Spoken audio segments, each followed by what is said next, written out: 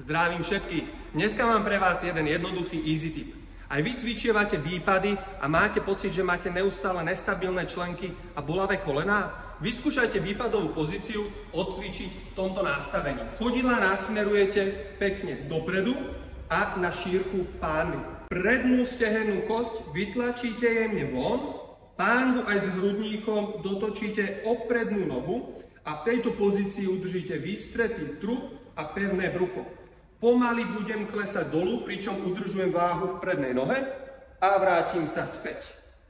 Znovu opakujem, pomalým prevedením klesám dolu a vrátim sa späť. Týmto spôsobom zabránite tomu, aby vám predná noha kolabovala do vnútornej pozície a strátili ste aj oporu o váš členok.